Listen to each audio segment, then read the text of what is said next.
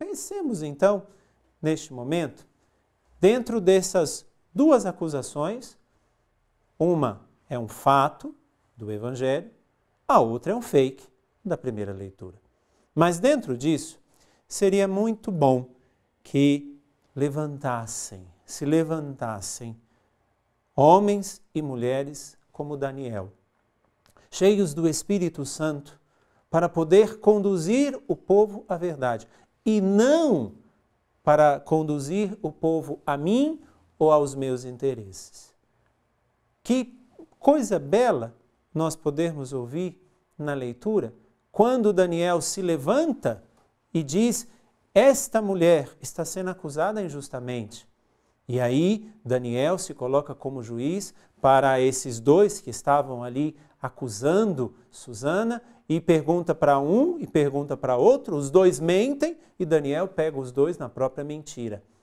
Que bom se nesse tempo, com tudo que estamos vivendo de tempos difíceis, que se levantassem homens e mulheres como Daniel, que estão a serviço da verdade, que estão a serviço do bem comum, que estão verdadeiramente a serviço daquilo que precisamos estar contra o coronavírus, porque neste tempo, meus irmãos e minhas irmãs, um dos nossos maiores inimigos neste tempo não é o A, nem o B, nem o C, mas é o coronavírus. Então, que se levantem Daniel, Daniela, que se levantem cada um de nós que somos povo de Deus. Daniel, cheio do Espírito de Deus, se levanta para servir a verdade, para servir aquela que estava sendo acusada de forma injustamente. Mas, desse lado, nós temos um fato também, que é o Evangelho de hoje. E não é alguém que se levanta para, para ajudar alguém que estava pega realmente e injustamente. Não. A mulher que é levada até Jesus é levada de forma justa, porque naquele tempo a mulher que era pega em adultério, ela deveria morrer fora da cidade e apedrejada. Por isso que neste diálogo, vai dizer o Evangelho muito claramente, neste diálogo que eles têm, eles levam essa mulher até Jesus, não para ouvir o que Jesus iria falar, mas para condenar Jesus, para ver o que Jesus iria falar, para condenar o próprio Senhor. Mas aqui me chama muito a atenção, e pela primeira vez, porque todos os anos, na segunda-feira da quinta semana da Quaresma, o Evangelho é este, me chama muito a atenção de forma muito particular neste dia, as posturas de Jesus. E é essa que eu quero trazer a você.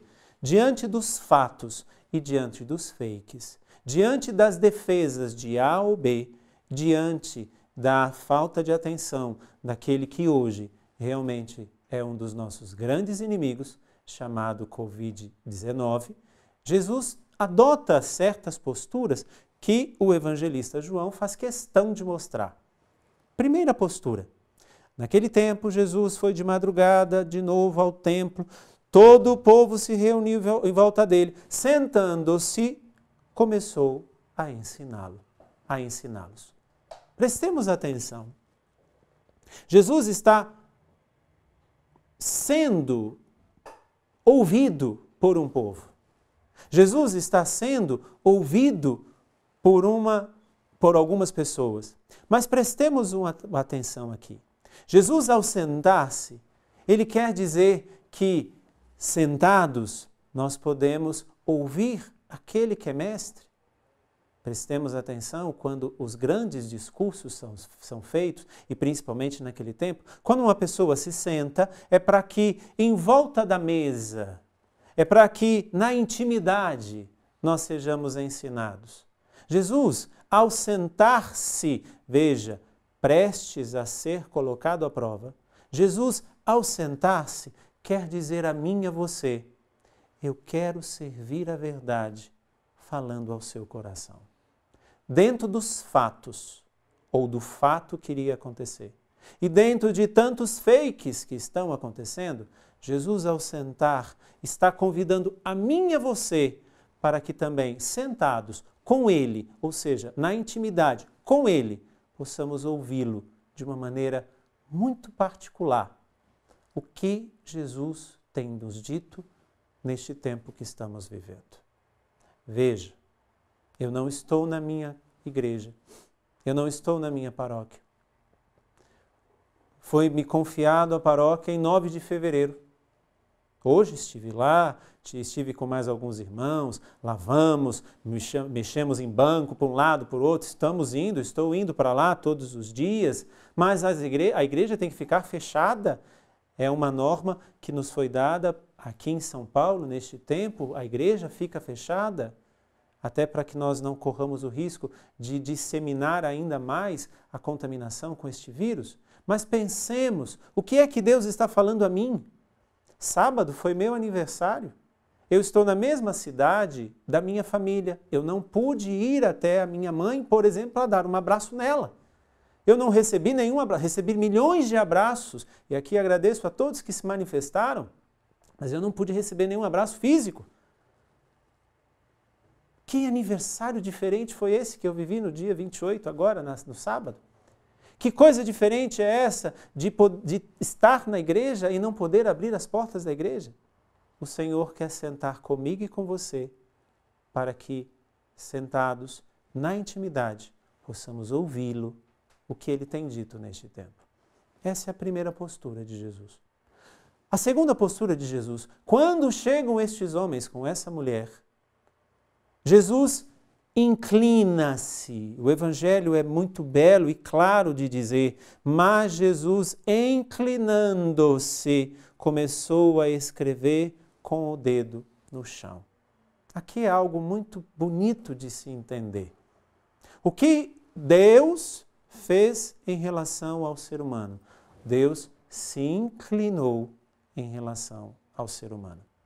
Enquanto isso eu falo sempre, enquanto muitas das religiões querem fazer com que o homem se torne Deus, nós acreditamos no impossível de um Deus se fazer homem. E este homem inclinou-se, este Deus inclinou-se sobre nós, e ali naquele momento, essa é uma imagem belíssima deste Evangelho, Jesus ao escrever na areia, Jesus ao escrever no chão, Jesus não está acusando ninguém, Jesus não está condenando ninguém. Alguns vão dizer, não, Jesus começou a escrever os pecados das pessoas que estavam acusando aquela mulher. Não, isso daí não é uma visão errada de vermos essa leitura. Jesus, ao escrever no chão, Jesus está dizendo, olha de onde vocês saíram. Ele, ao se inclinar, ele nos mostra de onde nós saímos. E por que agora vamos condenar? Deixemos que Ele faça o julgamento, não a nós. Jesus, ao inclinar-se, Ele se mostra mais próximo de mim e de você. E ao escrever no chão, ao escrever no barro, ao escrever na areia, Jesus se mostra ainda mais próximo de mim e de você para dizer, olha de onde você saiu. Não com um homem sarcástico que vai dizer, olha de onde você saiu. Não, Jesus não faz isso. Jesus inclina-se para dizer, veja, eu que sou Deus, vejam o que eu fui capaz de fazer por você. E vocês ainda não entenderam nada. Vocês ainda estão nessas picuinhas, vocês ainda estão nessa competição, vocês ainda estão nessas leis cegas. Jesus, ao inclinar-se, essa é a segunda postura, diz a mim e a você, veja o que eu fui capaz de fazer por você. E o que eu estou fazendo por você. Mas aí tem a terceira postura de Jesus. Como que persistissem em interrogá-lo, Jesus ergueu-se e disse, quem de vós tiver o primeiro, quem de vós não tiver pecado, seja o primeiro a tirar a pedra. Jesus inclina-se e depois Jesus se ergue para dizer, então agora eu me coloco no papel de juiz. Só que o juiz que eu sou é clarear a nossa consciência. Muitos teólogos, e inclusive muitos alunos de Ratzinger, os chamados Ratzingerianos, dizem, dentro da escatologia, que é o estudo do fim dos tempos, dizem que quando nós nos aproximarmos de Deus, nós seremos como essa luz que está me iluminando aqui, nós seremos iluminados na nossa própria consciência. E é essa luz, que é o próprio Deus, iluminando a minha própria consciência, é que vai me dizer o que eu fiz, o que eu não fiz, o que eu deveria ter feito e o que eu não deveria ter feito.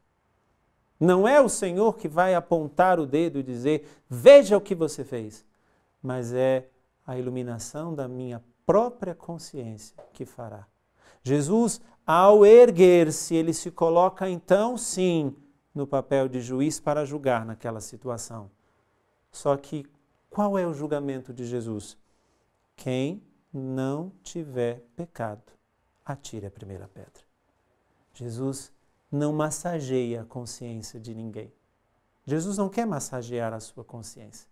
Jesus quer clarear a tua consciência e ver o que você está fazendo consigo e com os outros. Essa é a terceira postura de Jesus. Feito isto, Jesus adota mais uma vez, inclinando-se, continuou a escrever no chão. Ou seja, Jesus se apresenta a nós como Ele é, alguém que se aproximou tanto de nós, assumir a nossa condição humana, mas não deixou de ser aquele que se ergue sobre nós no momento certo, mas também não deixa isso somente, volta a ser quem Ele é. Porque aqui nós não podemos dizer, tem um termo em teologia que se chama união hipostática. Padre, que nome feio é esse? A união hipostática da divindade e da humanidade. Aquilo que aconteceu com Jesus, que Deus, a divindade de Deus, se une à humanidade de um ser humano. Isso se chama unidade hipostática, a união hipostática. É um termo teológico. Ou seja, Jesus se ergue e Jesus se inclina novamente. Mas aí, quando Jesus olha para um lado e para o outro, não vê mais nada nem ninguém a não ser a mulher. E o evangelista João coloca de uma maneira muito clara a postura de Jesus mais uma vez. Veja, Jesus sentado para ensinar. Jesus se inclina para dizer, veja o que eu fiz por vocês. Jesus se ergue para dizer, então eu vou julgar. Volta a inclinar-se. E aí Jesus assume uma quarta postura diante daquela mulher. Então Jesus se levantou e disse, mulher, onde eles estão? Não te condenaram? Para dizer a mim e a você. Jesus se ergueu para aqueles que queriam colocá-lo à prova. Mas Jesus se levanta para aquela mulher pecadora. E ao se levantar, Ele quer levantar você também. Jesus não se ergue como juiz. Jesus quer levantar-se. E levantando-se, biblicamente falando, significa Jesus quer sair desta situação. Jesus quer levantar-se dessa situação. Jesus quer levantar-se da zona de conforto. Jesus quer levantar-se da nossa poltrona. E quer levantar-se. Ele quer levantar a mim e a você também. Meu irmão, minha irmã, dentro de tantos fatos e fakes, hoje, permita que o grande e verdadeiro juiz se levante na sua vida, para que, levantando-se na sua vida, levante-se também a verdade que nós tanto precisamos. Que Deus te ajude e te faça um verdadeiro servo de Deus. Louvado seja nosso Senhor Jesus Cristo, para sempre seja louvado.